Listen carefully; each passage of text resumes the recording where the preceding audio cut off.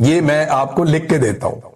آپ الٹے لڑک جائے, سیدھے لڑک جائے, چھلانگے مارے, تتے تبے پہ بیٹھ جائے پاکستان کی اسٹیبلشمنٹ, یہ مشن مکمل نہیں ہوگا. میں بار بار کہہ رہا ہوں کہ پاکستان کی ملٹری اسٹیبلشمنٹ کے پاس عمران خان وہ آخری موقع ہے جس کے ذریعے سے آپ پاکستانیوں کو راضی کر سکتے ہیں. میں یہ نہیں کہہ رہا کہ اس کے ساتھ ڈیل کرنے جا کے, میں یہ کہہ رہا ہوں کہ عمران خان آپ کے پاس آخری موقع ہے جو آپ کو عزت کے ساتھ آپ کی بیرکوں میں واپس بھیج سکتا ہے, کیونکہ اس کے بعد لوگ کسی اور کی یہ والی بات نہیں سنیں گے کہ ملک بھی میرا اور فوج بھی میری. یہ عمران خان کی حد تک لوگ سن رہے ہیں اور برداشت کر رہے ہیں. میں دیکھتا ہوں نا, لوگوں سے ملتا ہوں, لوگوں کا ریئیکشن دیکھتا ہوں. اوورسیز پاکستانی جو نغمے گایا کرتے تھے ہر وقت, جو بڑے جذباتی ہوتے تھے, وہ اپنے منہ سے کہتے ہیں جناب ہم کو ملٹری اسٹیبلشمنٹ کے خلاف ایک لفظ نہیں سن سکتے تھے, اور آج وہ لوگ خود چڑھ چڑھ کے بولتے ہیں. انہیں سمجھانا پڑتا ہے کہ یار ایزی ہو جاؤ, کیا ہو گیا؟ وہ کہتے ہیں نہیں, سوال ہی پیدا نہیں ہوتا, انہوں نے بیڑا غرق کر دیا ملک کا. تو عمران خان وہ آخری امید ہے اسٹیبلشمنٹ کے پاس جو اسٹیبلشمنٹ کو عزت کے ساتھ بیرکوں میں واپس بھیج سکتی ہے. ادروائز پھر اس کے بعد یہ نہیں ہونا. اور آپ نے جو حربے آج تک استعمال کیے ہیں, اس سے پہلے کبھی نہیں ہوئے نا, اتنے ہی اور کر لیں. 27 ترمیمیں آ گئی ہیں نا, 27 اور لے آئیں اگلے 2 سال کے اندر. آپ 54 ترمیمیں بھی کر لیں گے نا, مسئلہ آپ کا حل نہیں ہونا. مسئلہ آپ کا تبھی حل ہوگا جب پاکستان کی عوام مطمئن ہو جائے گی, اور وہ اب مطمئن نہیں ہونے والی جب تک کہ وہ آپ کو ایک مرتبہ پوری شکست نہیں دیتی. اسٹیبلشمنٹ کو پاکستان کی عوام سے ہارنا پڑے گا, ورنہ یہ لڑائی چلتی رہے گی جتنی مرضی لمبا آپ اس کو گھسیٹ لیں, الٹیمیٹلی ایک دن لوگ آپ کو ہرا دیں گے. اور اس میں جو صحافیوں کے ساتھ کیا جا رہا ہے پاکستان میں, جو خواتین کے ساتھ ظلم کیا جا رہا ہے, خاص طور پہ ایک سابق وزیر اعظم ہے جو اس کے ساتھ اور ایک پولیٹیکل پارٹی کے ساتھ کیا گیا, جیسے انسانی حقوق کی پامالیاں ہیں, آوازوں کو دبایا جا رہا ہے, میڈیا کی آوازوں کو دبایا جا رہا ہے, اور پورے ملک کو ایک کنٹرول جیسی صورتحال میں رکھا ہوا ہے.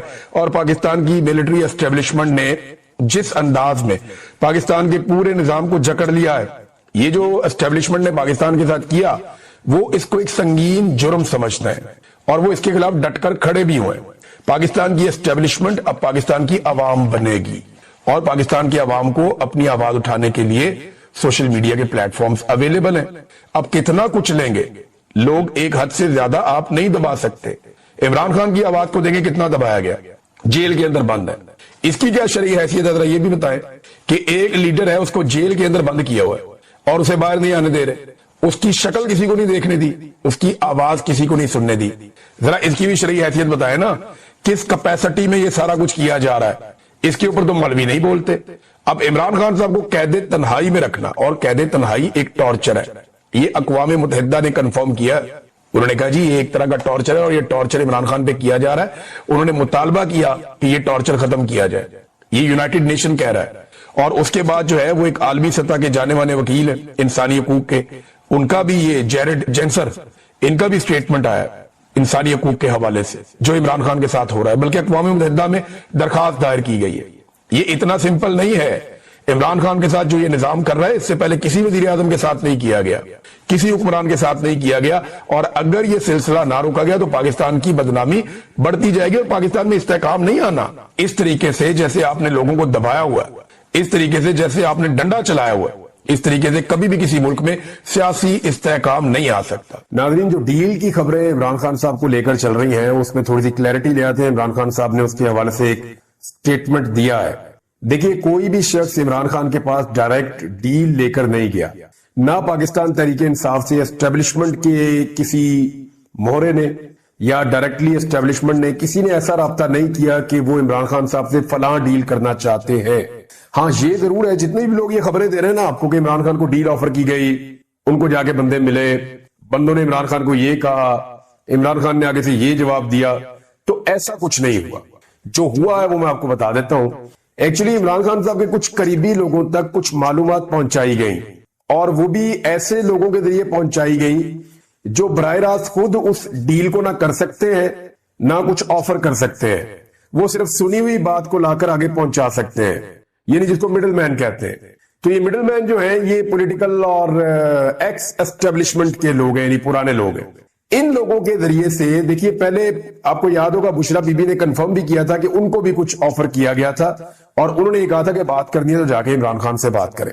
اسی طرح عمران خان صاحب کے پاس جو لیٹسٹ انفارمیشن گئی ہے, اور جو سب سے لیٹسٹ چیز ہے جو عمران خان صاحب کے سامنے رکھی گئی ہے, وہ یہی ہے कि जनाब 2 साल आप इस हुकूमत को चलने दें, हम सारे लोगों को आजाद कर देते हैं, आप भी बाहर आ जाएंगे, तो पॉलिटिक्स में जरा हाथ हल्का कर दें, जरा मुल्क को चलने दें, स्टेबल होने दें चीजों को। 2 साल के बाद फिर आप अपना जो एहतजाज करना है या जो आपने सियासत करनी है वो आप कर लें।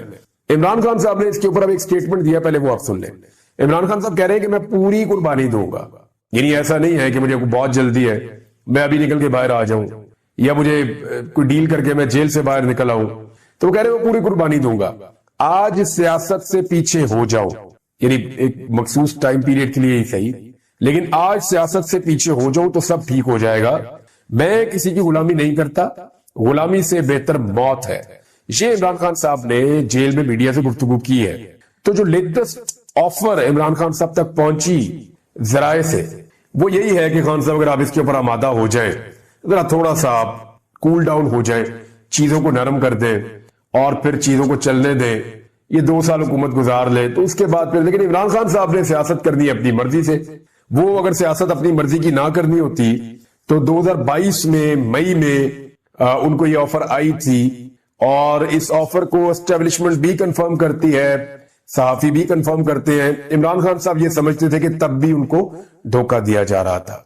यानी मई में कहा गया था कि आप 10 दिन तक अपना धरना मुअख्खर करें, अपनी लॉन्ग मार्च को आप रोक लें, तो हम इस बीच में जो है वो कोई रास्ता निकाल के आपको इलेक्शन की तरफ ले जाते हैं। लेकिन इमरान खान साहब उसको एक धोखा समझते थे और उन्हें लगता था कि उनका लॉन्ग मार्च रोका जाएगा और उसके बाद 10 दिन में कोई बंदोबस्त कर लिया जाएगा, और 10 दिन के बाद मौसम भी बहुत तेजी से बदल रहा है।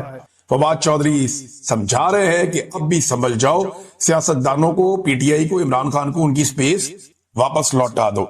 लेकिन मुझे लगता नहीं है कि इतनी एस्टेब्लिशमेंट को अकल है। वो अब क्योंकि नया नया ओहदा भी आसिम मुनीर साहब को मिला है, तो वो अपने तरीके से सोचेंगे। बैनुल अक़वामी सतह पे जब दबाव आना शुरू होगा तब चीजें बदलेंगी। शेर अफजल मरवत ने कहा जी कि गवर्नर राज लग सकता है, और उसके लिए उन्होंने एक वजह बताई।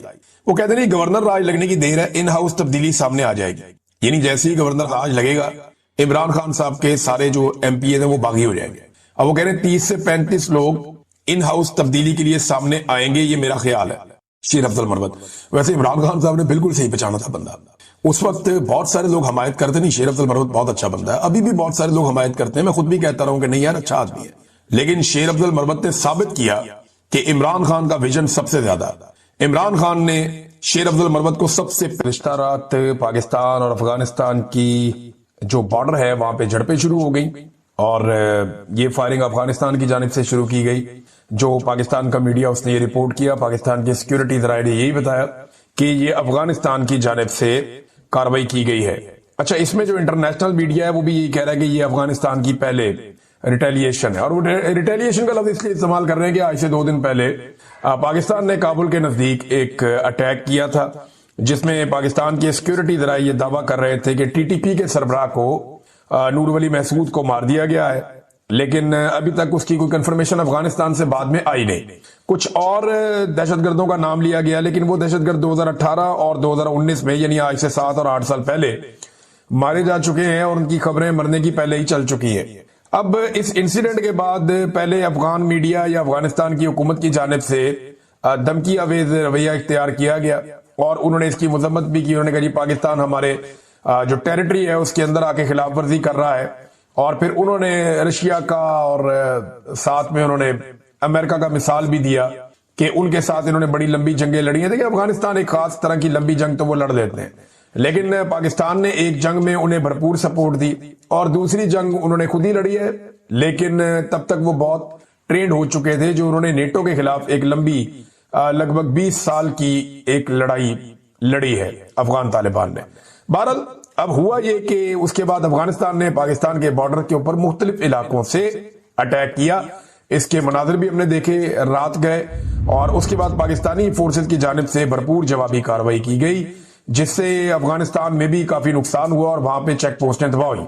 अब अफगानिस्तान का जो मीडिया है या वहां के जो हुकूमत है वो दावा कर रहे हैं कि उन्होंने पाकिस्तान का नुकसान किया, जबकि पाकिस्तान की तरफ से बाकायदा तस्वीर, वीडियोस और थर्मल इमेजेस दिखाकर बताया जा रहा है कि अफगानिस्तान का काफी नुकसान हुआ।